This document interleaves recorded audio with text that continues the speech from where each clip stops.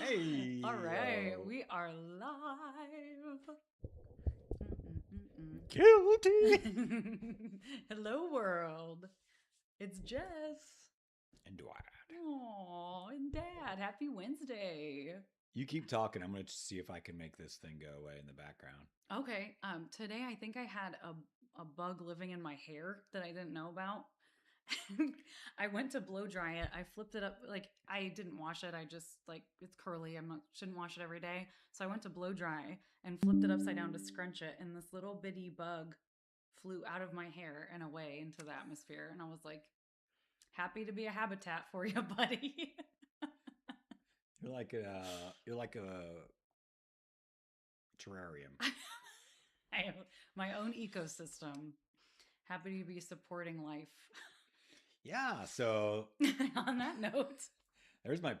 Okay. So I don't think I can get that thing out of the back, but that's shoot. okay. Okay. Still some technological distress here, but Huh. that's all right. What we're here for is the witty commentary and Yeah. So I hit can't the wait for that to interaction. show up. I know it hasn't yet, but today's topic is original sin or original spin. That was Nice. Dad's idea. I thought that was so clever. It was so funny. Thanks. You're welcome. It made me laugh. If you guys are here, if you're hanging out with us tonight, thank you for being here. Real quick, for those of you who don't know who we are or what we're jabbering about, we're just Tell us, Jabberwocky. we're just a little live stream for people who have deconstructed or maybe are in the deconstruction process or Yeah. just have some of those burning questions about religion or Christianity that maybe you felt like you never quite fit in church or you have questions about it and like this doesn't seem right. And this is just a safe place to hang out and be with us. And there's no judgment Yeah. here. And Little. we have a little, everyone's got a little judgment. I broke out Snoopy. Oh, I love Snoopy. Dude, I love Snoopy Glass. Mm. Woodstock's perched on his stomach. He's just sitting there chilling on his doghouse. You got me a salamander cup from the Smokies that has salamanders all over it. That's my favorite drinking glass at home. I really like glasses. I do too. I love glasses. You got me the guitar one. I think I had that last week. Yeah, it says Daddy-O. Yeah. I just have this, my sparkling water. Weak sauce. Blackberry mango. I interrupted you. And I said, I'm not going to do that. I'm going to be respectful. We need to make it 5 minutes. And I already interrupted you. It wasn't anything pressing though. Really. But you were explaining the whole premise of why we're even here. Snoopy was pretty important though. I mean, not like why we're here on Earth. Oh God, We're here that's on this a whole live stream. live stream. Sure, Pod. that's a whole can of worms. Why are we here? I would also say, have you seen Weapons? Yes, that's a good movie. We saw it in theaters when it first came out. Oh yeah, that's what he was saying. It's so good. I really like that. It's a horror movie, kind of like psychological thriller, maybe. I think it was horror. Is it horror? Okay. Yeah, it's hard for me to tell. I'm so desensitized because I've watched all horror movies that it's hard for me to tell if they're horror. Because I don't find them scary anymore. That would be part of your sin nature. That's a good segue. I mean, yeah. Once you've killed all things good in you and have given over to the dark side, that's typically where people go is to horror movies. It is. It's not my fault. I was born in sin. Kind of according to the Bible. Kind of. But that idea, the original sin idea. You were actually born in Ashland. I was. Yes, I was. Well, home of the world's Ohio's friendliest people or something like that, they say. Yeah. And it is. It legitimately is. Dude, when I was in Hocking Hills this past weekend, I went on a walk in the morning and every single vehicle that passed me waved. Are you serious? Every single one. That is so it's just wholesome. Rural mid-Ohio. Oh, I love that. I guess that's southern Ohio, but yeah, it is kind of cool. That's really sweet. I love that. I lived in New York for a while and that was not the case. In New Jersey, yeah. Jersey. I was going to say. I did not live in New York. No. Didn't you live in the Empire State Building for a while? I did. In the torch? I was like King Kong on the top of it. Hey, if you know, no, he was on the Empire State Building. He wasn't? Not What was he on? The Eiffel Tower? Empire State Building, not the Statue of Liberty. Oh, oh. I think he dated the Statue of Liberty for a Well, while. they But would be a cute couple. yes. I could see that. They have beautiful children. So, as we were saying, so as we talk today, this is just a place to hang out if you're Yes. in the deconstructing mode. And if no one does hang out, it's just to get the video out there in the web, internet. Because it's super, like, think about it. If you're struggling or something, and say, like, when I was a believer, like, there's always someone to go talk to. There's churches everywhere. There's Yeah. other, and when you're move away from that and you're struggling with things, in particularly spiritual things, and you're questioning them, you can try the church and you'll get some help, as long as you don't, you end up in the right place. But if you Yeah. continue beyond that with questions, it becomes a point where you're not really going to be understood or heard, and you start getting the pat answers and Yeah. the cliches and that kind of thing, and which is not super helpful when you're really seriously wrestling with something like that, your Yeah. faith, and is this real, is what I've taught been accurate or true, and how do I know that? So that's what this is out there. So even for some people that may just come across this and say, gosh, it's good to know there's people out there that have been through something similar. And Yes. And if you consider yourself a Christian or believer, you are absolutely welcome here. If you have feelings of like, hey, I do believe, but I also have some major issues with some of the stuff that the Bible says or some of the major concepts, you are more than welcome. Anyone's welcome. We're not really a debate space, I wouldn't say. Well, we can. I love to argue, but like this is more of a like a peaceful community for like-minded people, free of most judgment. Yep. I'm gonna make sure that this actually went live because I have this weird feeling I didn't get notified, and I usually do. It says stop streaming. Look, this is what this is I what want to play your guitar. a unicorn Dracula would look like. I want to fuck a bird. He's adorable. Oh.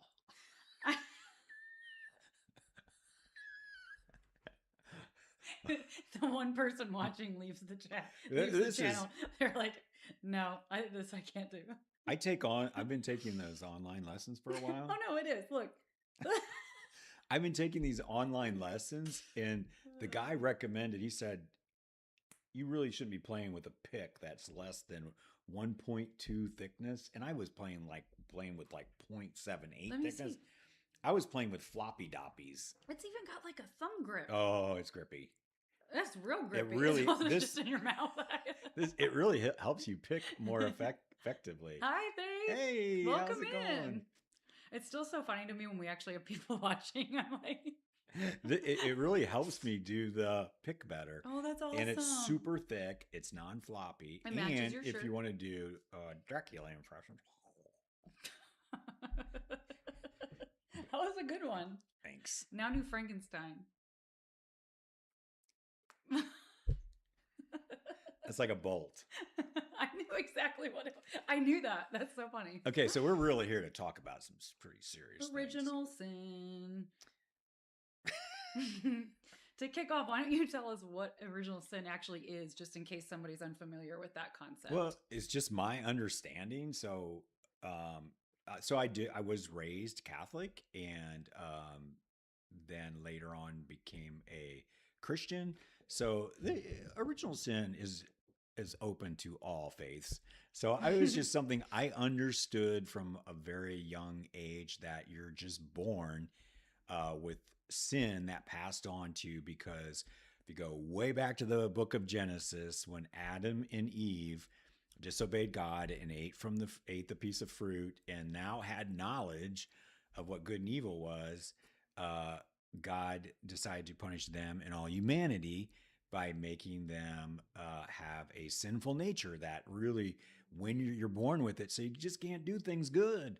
Or even if you try, you always got that sinful part that's going to separate you from God, because really, you're not good. Yeah, you have a sinful nature. And the only way to get rid of it, of course, different religions come up with different ways. The That main was such a save. look at that. Just our entire computer just basically exploded, guys. In Okay, in the main way, like in Catholicism, that's why they baptize babies right away. So oh yeah. that sin's taken care of in case that, because you've got to deal with it. Because what if a child dies and hasn't had that taken care of? You're going to the big barbecue in the ground. Like, I guess that's where you go. What? The big barbecue in the ground. Well, I mean, you're going That's to so hell. funny. Hello, operator. Yeah, it's not good. So No. either it's like, uh, what's so funny? The big barbecue in the ground. That needs to be a song. We should write that and we can perform it. You can play. Okay, so yeah, so you've got to get that taken care of. You don't want to end up dead and not having that dealt with. And then like, uh, oh, sun's coming out. I know. Should I close the blinds? Either that, or it looks like I'm in jail. It does. Let me out. The original sin finally gotcha. Oh, Thanks. let me get your side too. Thank you, young Padawan. Here, I think I can get it. Okay. Yay! Sorry, some technical. There we go. Some technical issues there, folks. I think those really pay off, huh? Yeah. But Good call on the blinds. Thanks, I did that myself. It got there's one little ray that's following. I'm Harry Potter. That's better though. Harry Potter. He who must not be named. Wait, did Harry Potter have the lightning bolt? Yeah. He Oh, did. yeah. He had the lightning bolt. So I was right. You were right. You win. So, yeah, so you're born with original sin. It's just in you. You're basically not good. You're separated from God, and it's just how all people are. So, and then like Christian, when I became a Christian, I learned that you get rid of that sin. You have to accept Christ, and He paid the price for that on the cross, shed His blood for you, and covered it with the blood of the Lamb. And now you are cool. So if you die, you don't go to hell. You get to go to heaven. And unless you're like me, who is one who went out from us because I wasn't really with us to begin with. Oh, there's that whole concept. Yeah, I think it's like double jeopardy bad if you were a Christian and then you leave the faith. Like if you believed and then you reject Jesus, then you're it's like the unforgivable. So so just talking about that whole thing of original sin.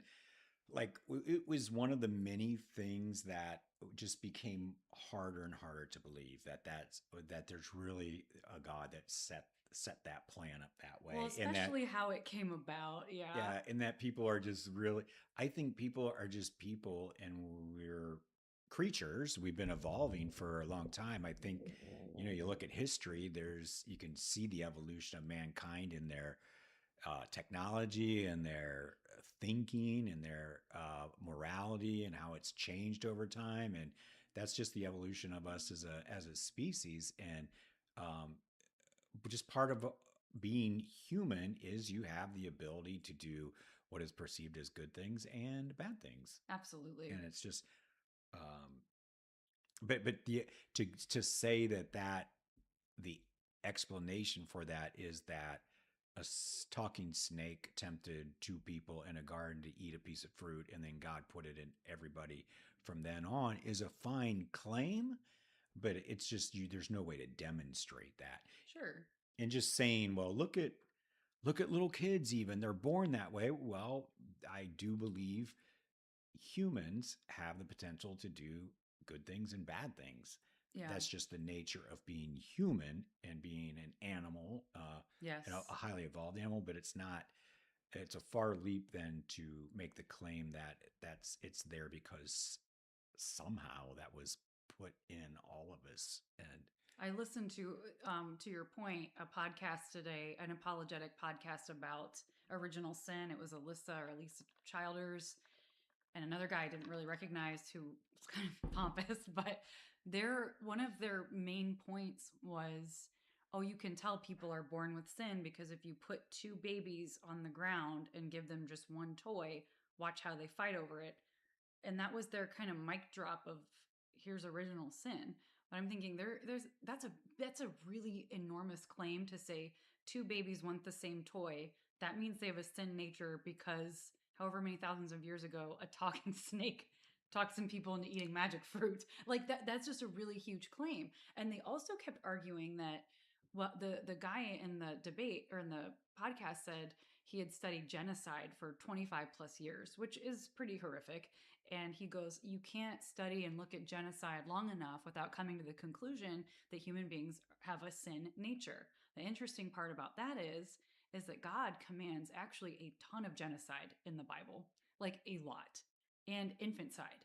So if genocide is sinful, then God's committed a sin too. There's you can't use that as an argument that people are naturally sinful Yeah, because I then so think would it's just, God be. yeah, like the jump from that people do good things and bad things to that there's somehow that was put in them by a god is again a great claim, but there's just no evidence for that. The Right. evidence that people do good and bad things is evidence that people do good and bad things. And then we'd have to go from there to find out, well, what's the best information we have on why people do that. I think a lot of psychology and the understanding of the brain, Sure. emotions, um, uh, evolution, even as we literally the mind,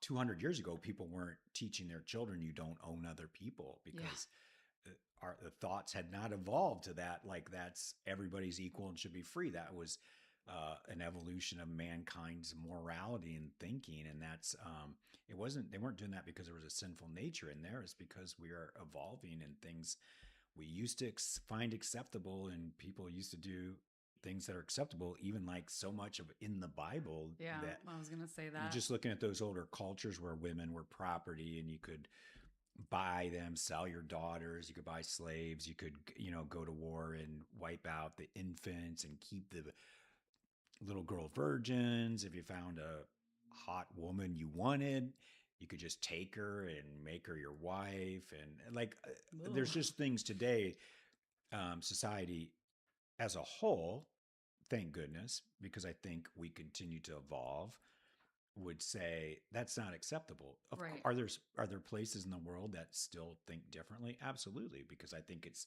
we're all subjective and we have subjective thoughts, but um, the fact that that's changing in itself is really an evidence that it's not something that's inherent in you and you'll always do this. People Right. outgrow those kind of things and strive to be better. Yeah. Yeah, absolutely. Well, that's interesting too because I think one of the damaging things about Christianity is that there's this kind of concept of we have sin natures and we're all and that's just taught as fact. Not there's a lot of progressive Christian churches that don't necessarily teach that, but like the fundamentalists and the hardcores, that's still the thought is like Breakfast like Club. we yeah, they're like no original sin. You're all born like you suck, and Yeah. so anything good that you do is because of having Jesus in you. So then I don't know how that would apply though to people who are atheists who do good things or that are like legitimately good people. I don't know how that would be reconciled if the only good things that you do or the only positives are because of Jesus. I've heard Yeah. people argue that oh they're just virtue signaling or they're doing it for their own personal gain, but I think it's more too, I hear a lot that that's the little spark of God in all of us, or oh, we're made in his image and but then the sinful nature wouldn't really apply if you're made in his image. right. Um, so yeah. And also it's just a claim. And if you can't you can say oh it's a little spark of God in people, but you until it can be proven, it's still just a claim if you Yeah. can't show it or back it up. But I think that can be harmful to people. And I remember you and I both saying stuff like that, like, oh, if it was all up to me, like a personal example would be overcoming my eating disorder. I was anorexic from like ages 17 to 21, 22. And I remember like recovering and overcoming it. And the thing to say in Christian circles was like, oh, it wasn't me, it was all God.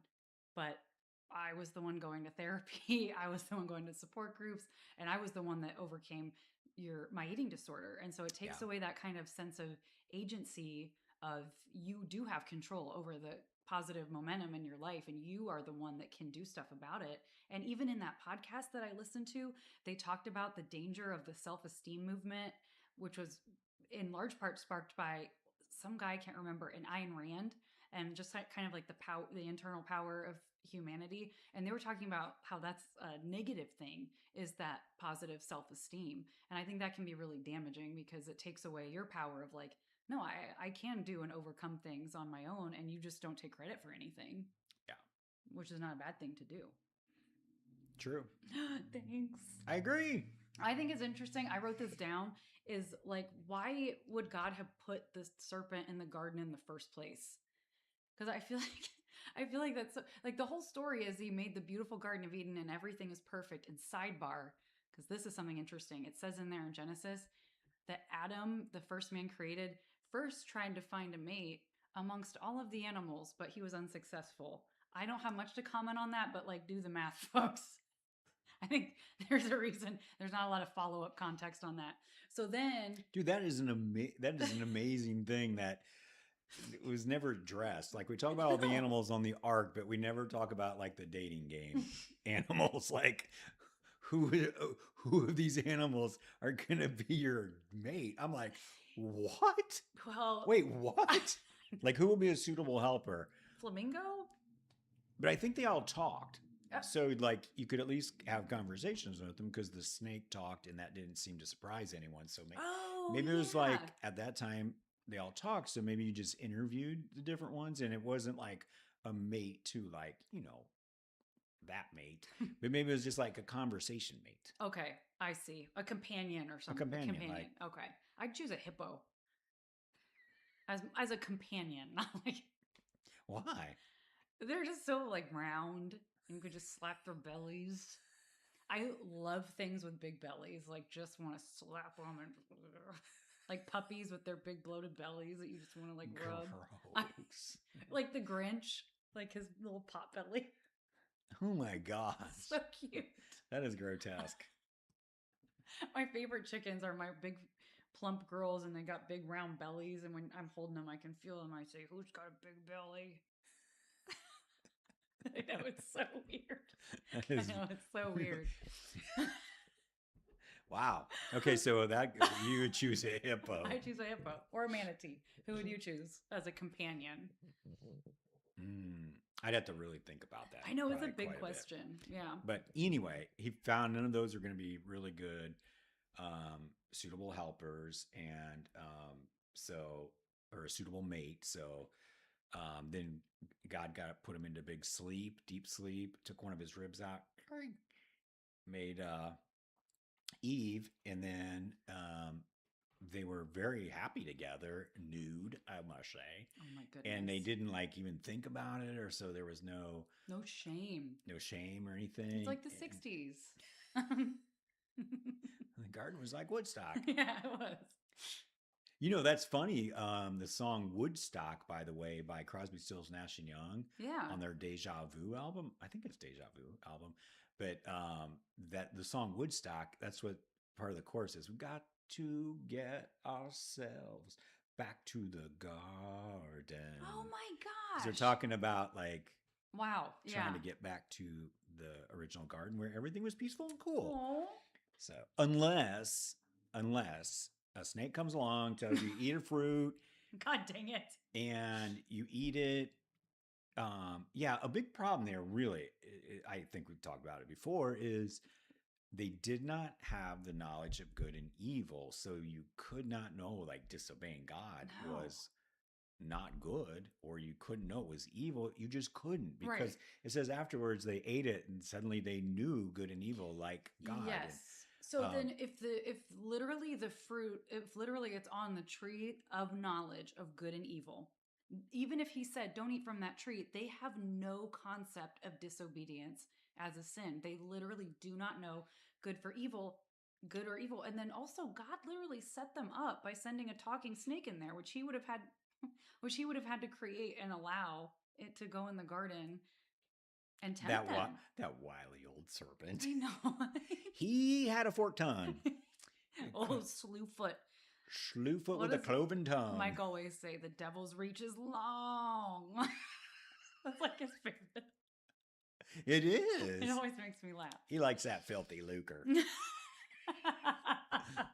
That's old school. It is. Old school talk. Yeah. Yeah. So I was looking for that verse. Keep talking. I'm gonna pull that up. Oh my God, the pressure's on. What were we talking about? The talking serpent. Well, they found out that they did the wrong thing. Yeah, and then they were ashamed, and then there was sin, and basically the concept of original sin is our ancient ancestors sinned, and so it gets passed down through all of us, just like a genetic trait. And on this podcast I listened to earlier, this educated guy who wrote this book about people being evil literally said, well, like a mother duck passes duck traits onto her ducklings, so in that same way all of us have sin nature passed down to us. I'm like, well, and then was arguing that even infants, babies have sin, which I just found absolutely bizarre. So then by that logic, infants are responsible for their actions or their... I've never met a duck I can trust. Dude, Daffy Duck is a wily bastardo. But right here, here's what I was looking for. So in Genesis chapter 3, verse 22, it says, then the Lord God said, see, the humans have become like one of us, knowing good and evil, now that they might reach out their hands and take also from the tree of life and live forever. So obviously they became like God, knowing good and evil. Yeah. They did not even know disobeying was wrong. Could not have. They couldn't have known. And I heard, I've heard it said, well, no, that can't be that simple. No one would have wrote that sentence, this story. How would they have missed that? I don't think it was written in a way that we would all be debating now that this was actually a true story. It was more like an etiology which was really common in that time, that was a story using a lot of times animals and serpents and gods and to teach why things are the way they are. And this story was really explaining why women have pain in childbearing, why snakes crawl in their belly, and why people are freaked out about snakes, and why it's so hard to get food from the ground. It was really explaining that. And I don't think the thought that people are going to be pulling this apart and looking at it like we are was ever intended. They're probably like, whoa, this really took off, and now people are really digging into the story. Whoops. Yeah. And what's interesting is, even if you because it's that whole thing then again, well, if you're a real Christian, because there's many Christians that believe this now is all metaphoric, is story, is mythology tied in with God's plan and revelation. So there's, even within Christianity, all these different viewpoints on whether this is even a true story or not. And the weird part is that, and a lot of people say, well, it is true because Jesus believed it was true. And he talks about it in the New Testament. But I think that goes along with that whole thing. Is it all meant to be, is there myth wrapped into all of this? I think so. Oh, yeah. Wait, you were ignoring me. I wasn't. I kind of like... Wait, what are you thinking about? I was thinking about this next thing that I was going to say. I went to look over and you were like, that was so good. I usually do. And I look over and you were like, just that happens sometimes with Mom. I'll be like, think I'm really on a roll. I'll look over. I'm driving. I look over and she's like, what are you thinking, hon? Nothing. Wait, what? Nothing. We're not perched on my every word. Were you literally thinking of nothing? Yeah, I actually did not have a thought in my head. I'm like, that never happens to me. I wish. I can't turn it off. No, mine can do that too. And I'm just like, your brain is not a constant churning jumble of anxieties. And he's like, no. That would be so nice. Good for you. No, I agree with what you're saying, though. You know what those constant tumbling anxieties sound like to me? Original sin. That was what I was reading, was what are the psychological implications of believing that you're deserving of hell from just being born. That was like the next thing I was thinking about. And it was actually my phenomenal therapist who first brought that up, because I forget that people that weren't raised in like a fundamentalist church don't have those ideas in their heads at all. And he goes, in one of our sessions, he's like, "Can you tell me about original sin? Because that is a wild, something like that. Like, I'm really intrigued by that idea." And I was like, "Oh, buckle up. Let me tell you." So basically, you're born so sinful just by being born that you deserve to be tortured for all of eternity if you die, unless you believe the Bible and accept Jesus. And he was kind of like, And then we were tying that into how I have guilt over just about everything. Like, I am an extremely guilty person. And I think I would be hyper conscientious regardless. That just seems to be my nature. I'm really cautious about the way I phrase things and not wanting to hurt people's feelings. True. But he was saying how he could see that if you're told that always that you deserve hell, you You might deserve to burn for you eternity. right, that he was just kind of tying that together for me, like, well, that could that could maybe lead into some of feeling guilty or feeling like you're not a good person, or having what's like toxic shame about things. That like guilt says you did something bad, shame says that you are bad. And literally in Christianity, if you have original sin, you are told that you are bad from the moment you're born, just by being born. That's why I took her to church. Someone had to tell her. You weren't going to figure it out on your own. You weren't listening to me. Where were your parents in all of Where was your parents in all this? I mean, you guys weren't ever going, "You suck. You deserve to burn in hell." It was just sort of Never in front of you. It was kind of the zeitgeist of the community that we were in. Ours was yes, it was done in a very nice way. It was like I am a friend of God. I am a friend of God. That was one. The young man. so like yeah, that is there's no doubt like it, and I've got to say I believe that. I never questioned it. It was told to me from the as early as I can remember. Yeah. No, and I don't think my parents ever mentioned it, but we went to church, in Catholicism, which I really liked. I kind of liked church when I was younger. It was very peaceful, and I could totally see that. I like the smells. They would do like incense and stuff, and they'd come along with the holy water. Oh, that rocked my world the first time they did that. I didn't know they did that in Catholic churches, and I literally like jumped out of my skin. They caught you off guard. They did. You gotta watch. If a dude in a robe is ever walking up and down the aisles, you've got to see what they've got in their hands, because it can be all kinds of things. It could be burnt palm things, and they'll do. Oh, the Ash Wednesday. Yep. Put it across their head. It could be holy water. Surprised me.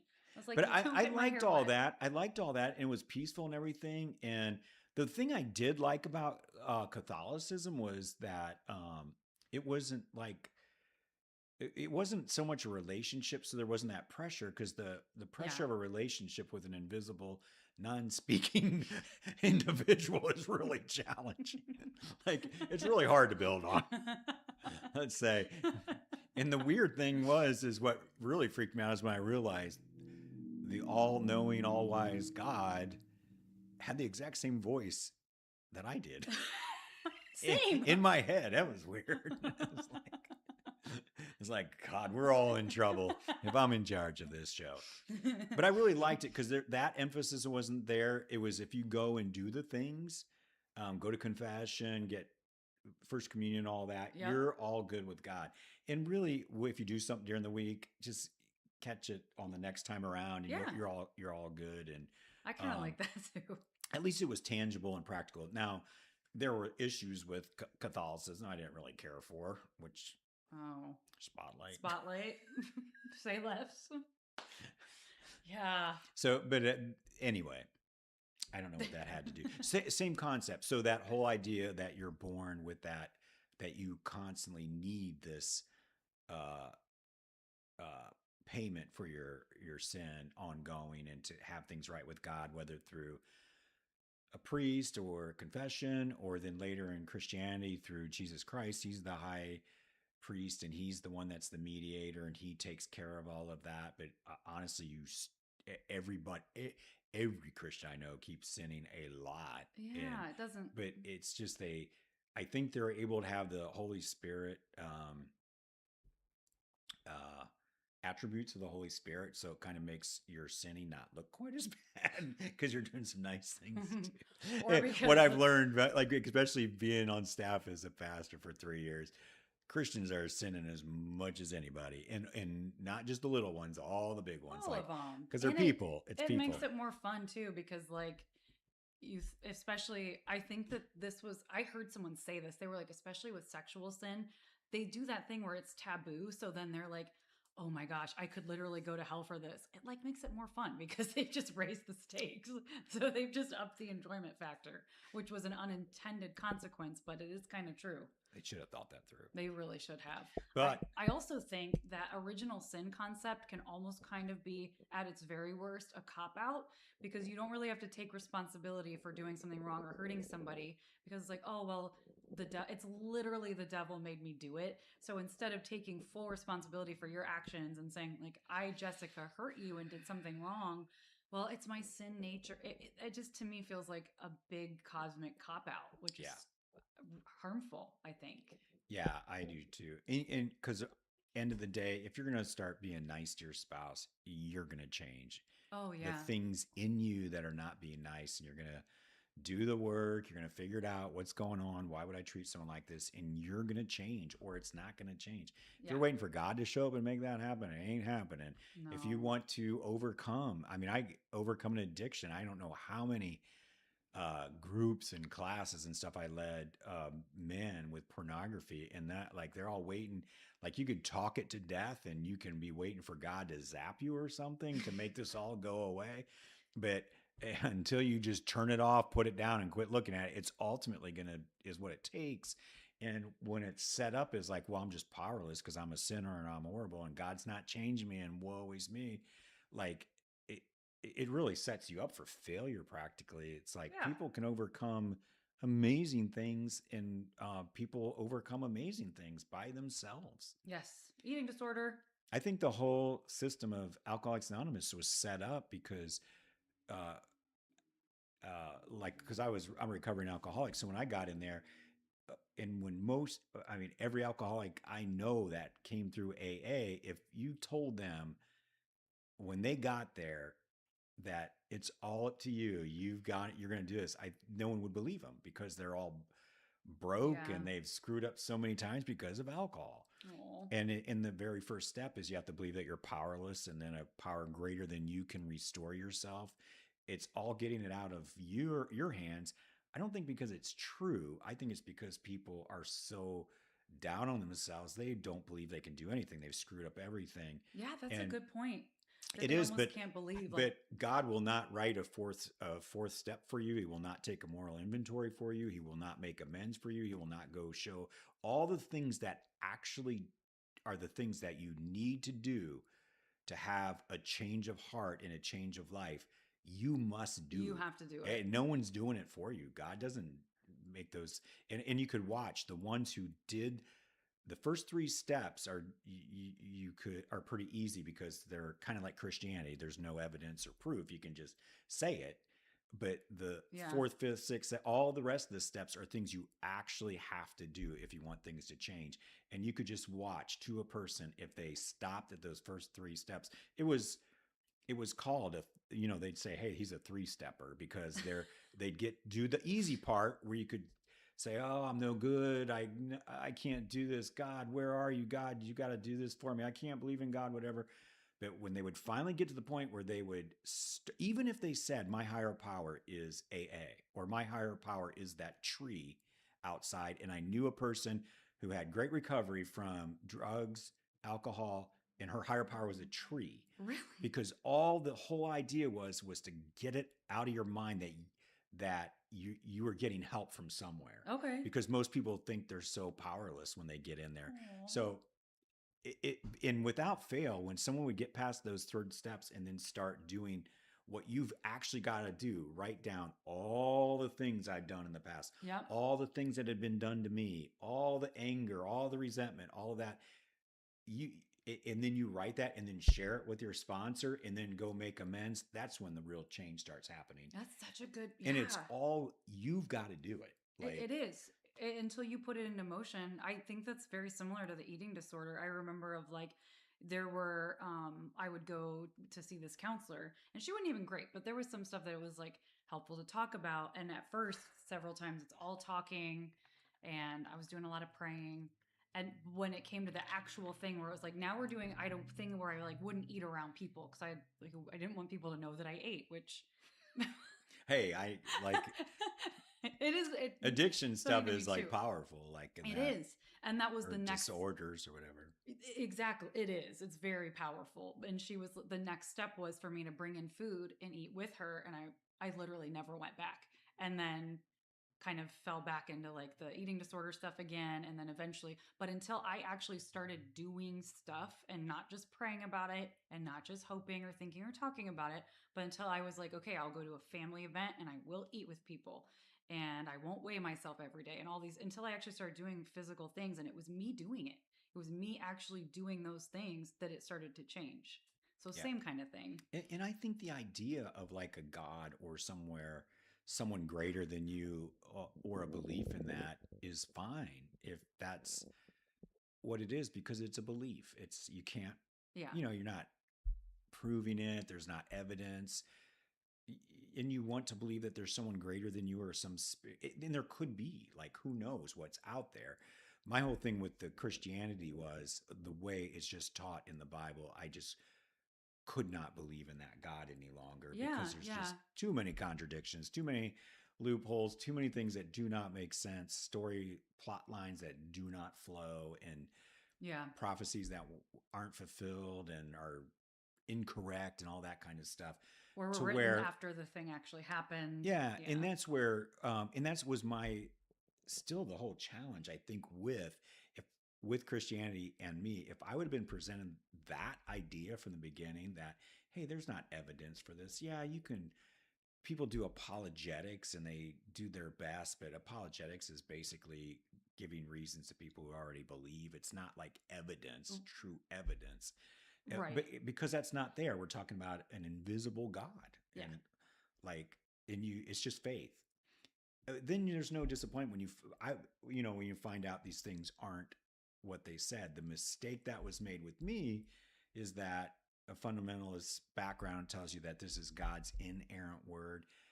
And you'll hear all kinds of different takes on what inerrancy means. But in what I was taught, that there's no error in this book, there's no lie, there's no contradiction, there's everything in here is true, that claims to be true. And it's, of course, when God, a metaphor is being used or something like that, and it's pretty easy to You can tell it's a understand when you're metaphor. reading, and if not, get a commentary. It's pretty easy to figure that out. But everything that's said or claimed to be true is true, and God spoke and inspired these men to write the truth. And you start finding out it's not. Yeah. Kind of a big deal. Then it was like, oh, okay, well, if this isn't true, then is anything about this God true? And Right. that's where I think I started struggling. Me too, because I felt like if I was just cherry picking out the things that I wanted to be true or that were Yeah. not contradictory, then it's like, okay, well, how do you know what is what isn't? Or ignoring the parts that are uncomfortable Yeah. or illogical or immoral. Yeah. I just am not wired that way to do that. And I doesn't really matter what other people do. It just didn't work for me. Me And too. it all Yeah. goes back to the thing with the original sin. Once, I started really thinking about that and hearing what critical scholarship, and gosh, you don't even need much critical scholarship. When I read, uh, I was told to read the Bible. So I jumped right in. I started reading from the beginning, Genesis, Yeah. and I didn't see any of that stuff in there. I didn't read through there and think, oh, that's a portrait of Jesus. That's Satan, the snake. It didn't say it's Satan. It says it's a serpent, one of God's most beautiful creatures, I think, or crafty or Yes. whatever. But it's an animal. It's a wild animal. It says that multiple times. I never thought that until I started hearing the apologetics and the Yes, piecing together and looking back to make a new doctrine like of the New Testament fit the Old Testament. And that's where then a lot of the uh, questions came up, and I wasn't absolutely. able to just be like, we can't just say that after the fact. No, It doesn't work that way. But no. it's God's word. He's mysterious, and these people had nope. But why would you be mysterious if you were trying to save all of your creation and make yourself clear? I don't think that it would be so mysterious and needs apologetics and needs interpretation. Or maybe it's so those who really want it and diligently seek it find it. Oh, could be. Boo. I was thinking, I agree completely. but like if you Like, actually loved people, then you wouldn't make it mysterious. You would want as many of your children to go to heaven as possible, I would think, and probably not be burned alive forever in hell. If he really loves people like they're his children, which he clearly, like if you a read the God. Bible, you see he clearly doesn't. He's kind of oftentimes reviled by humanity and kills all of them with floods and with fire and turning them into stone and all kinds of stuff. So, Yeah.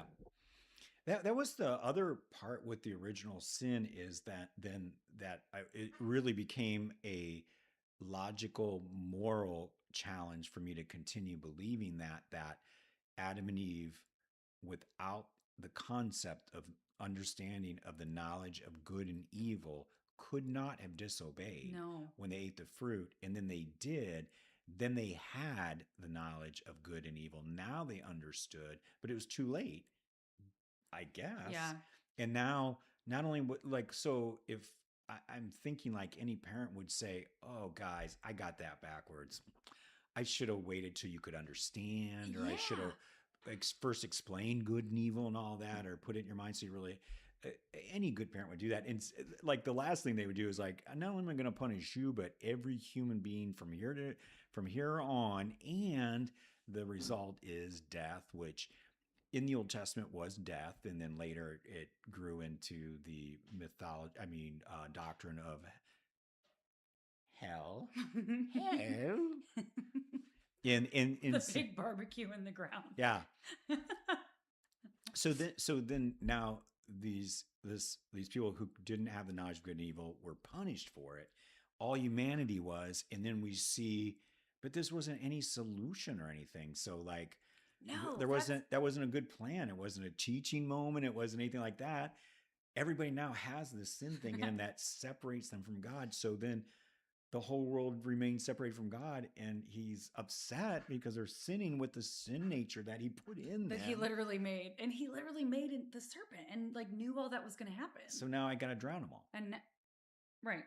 And that again, would any kind of parent do that? Like, No. or if that was the solution, it certainly wouldn't be then I save this one family and then it all starts up again. And now I've got to kill my son Right. So you're right. So you're to take care of this mess. It's like, God, how am I? so we It's like, moved to like cosmic child abuse essentially with God and his son for a solution that didn't work, and that your final end game is still, well, you pick the thing that I want or else you burn in hell forever to your kids. It doesn't make sense. yeah. And It's not really. in questioning those kind of things is why we do this for Yeah. other people that are going through that, because I had those thoughts and I asked those questions for a long time, and there is so much guilt and shame and just shut down Yeah. associated with even thinking that way. But I learned I think I'm right. I think I was right in Yeah. seeing those things and asking those things, and that's what made it to be where I don't believe that's could possibly be a loving creator of the most loving intelligent being of all time. It just didn't make sense. In the original sin is a big part of that. It is. Yes, it is. That mystery. Oh, I thought it would be really fun if like every week we ended with doing a was it okay if God did it? And we pulled something out of the Bible that's like horrific that God did. And then Oh yeah. we'll do it like a game show, and it'll be like, was it okay that God did this? And then because it always gets said like, well, no, it's fine if God did it. It's just not okay if people did it. But will just get increasingly more horrific. And it's all stuff just pulled straight out of the Bible that isn't really taught in Sunday school or ever at a church because you can't actually explain it away. Yeah. Like, period. I think the first one is like, not to belabor the point, Belabor it. but is the a sin? Is it cool to take, to punish someone and then every human being for the rest of time, and so they are born with a default to go to hell unless they can believe in this story that they may or may not be able to believe in. No. It's just like ludicrous. No. Like, That to me, well, you can't say that that's a loving father, and that you could say, sure, if someone wants to say this is just a big God that made everything, then sure, he could do that. But you can't say it's a loving God and he does that. You can't. it's a power move. It's a power. It is. It's a manipulative, abusive power move. That would be being in a relationship with somebody that says, you're going to do things my way or else I'm going to torture you for the rest of our relationship. And everyone would say, well, leave that person. Have Yeah. agency, have free will, have a free thinking brain. It doesn't Yeah. work. And especially because he set up Adam and Eve in the garden. He set them up. Yeah. It really was. And it's funny how long it's and like, I do not like look down on anybody who thinks that. I thought that for the longest time. Me too. Now, I did have it always was a sticking point, as many of the things are, that eventually made me stop believing in this particular religion and God. But I get it. I get it. It was just as normal to me as, the sun sets in the west. Do you know the sunsets? Sounds like it's the West, I guess. That's why there's that. What? I'm not a sailor. I don't know. Neither am I. Let me pull out my compass. Okay, so what? Okay, so that was like. That was. What do you think of that as far as your game show goes, Miss Howdy Doody? It was pretty freaking. Ding ding ding. No, it was not okay that God did that. It's mean. Yeah. Oh, someone asked me on Facebook about Lilith, and I could say something about that really quick because I thought it was interesting. It doesn't tie into original sin, but it kind of ties into the creation story. Lay it on me, sister. So I didn't know very much about Lilith, but someone commented on my Facebook post today talking about this live stream, and I started doing a deep dive, and I listened to like 2 hours of, I knew a little bit that it was like kind of a female demon and stuff. And there is all this ancient lore about it, about her, and I guess mostly it's like Jewish folklore that Lilith was the first wife of Adam before Eve was created, who she wanted to have sex and be on top, and Adam was super vanilla and like, no way. And so she left Eden. Should I leave the room? No, that's as bad as it gets. That's as graphic as it gets. So she left because she refused to submit to him and was like, nope, then I'm leaving. And so then later, obviously Eve got made out of him. And she becomes like this demon spirit who's super powerful, and she causes all these miscarriages and like stillbirths and sudden crib deaths, and that's kind of like her thing. But it shows up. I guess people tried, but it's. I mean, from ancient Mesopotamia, the idea of Lilith or the lily, which were like, it wasn't always one demon empress goddess thing. It was a group of like subhuman demon-like creatures. So this was. Because I thought I was reading it was like in medieval times. Yeah. But but she was also even pre that, like way ancient before? Mesopotamia, like before there was evidence that people had come up with the Yahweh concept. There was writings about this Lilith or Lily or Liliu or something, that they were like these sub women. A lot of it was they would like tempt men and stuff. Always the women with the tempting men. And what's with the tempting? Can't help it. But then in Isaiah, I think Isaiah 34, 14 or 13, let me look. It mentions Lilith or Lilith, Lilit. And this means... Wait, what was it? Isaiah? Isaiah 34, I think 14. Isaiah is like the hardest thing to sell. I can't spell it. 3414? Yeah. But that translated into screech owl or nightmare woman, which sounds awesome. Wild Yeah. cats shall meet with hyenas. Goat demons shall call to each other. There also Lilith shall repose and find a place to rest. So I Whoa. guess they, Okay, I need a commentary on that. I mean, sounds legit if goat demons are calling to Ooh, each I'll look at other. my Sounds like a real thing. But there is a lot of argument amongst scholars that that's not even talking about actually the demon the Lilith. big dog. Heck yeah. But it's talking about the Liliu, like the ancient subhuman. It's just something that's always been in culture that there's like these female demons. And then Lilith kind of spun into Jewish folklore as this Oh, and that's where they started in temptress. the Middle Ages talking about, Yeah.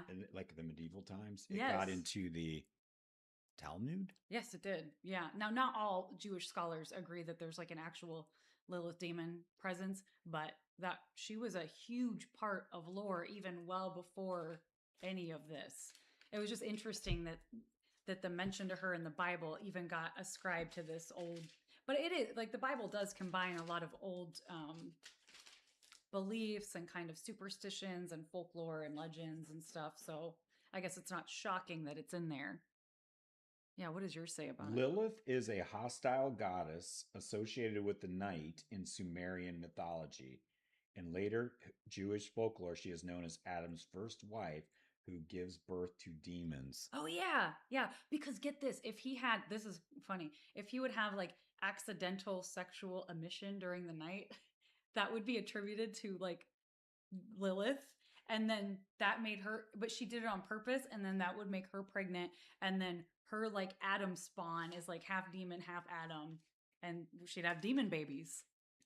I'm gonna have to read this because it's right in the middle of like one of those really long, Mm-hmm. uh, descriptive, and it sounds like a pretty judgmental part. So I was trying to get. Fun. I don't want to guess like on that day, the Lord will thresh from the channel of the Euphrates to the blah, blah, blah. And on that day, a great trumpet will blow, and those who were lost in the land of Assyria. So it sounds, and those who were driven out to the land of Egypt will come out and worship the Lord. So sounds like it's talking about a day of judgment. Oh no. Well, I was trying to put it in context, but I'm Yeah. not sure which judgment for. I'd have to look into that. Oh, it's like this whole chapter is like emphasizing the prophetic nature of God's power over like the nations, focusing on Edom in Oh, particular. okay. But interesting. I know, and I appreciate whoever commented that because I love anything to do with demons. I think is fascinating. I even wrote a short story about a demon. I didn't know that much history about Lilith. She's in the video game Diablo 4. She's the main villain. We all played like at the end and throughout the whole story. Lilith is the demon. So that particular story and folklore has had a huge impact on multiple cultures. It's kind of cool that you'd see like the Jewish Christianity crossover there as well. Wow. I thought was So really interesting. this is a day like, oh, I see what they're saying. This is like talking about a day of judgment on the nations, and in particularly Edom, and the streams of Edom shall be turned into pitch, Ooh. and her soil into sulfur. Ooh, Ooh. so like your rivers pitch like tar. Yes. And everything smells like fart. So it's like deviled eggland. Oh, no. Deviled egglands floating down a tar Tar. river, pitch tar, That sounds black horrible. eyed cricket knee scratch sound. Roll skrink, roll skrink.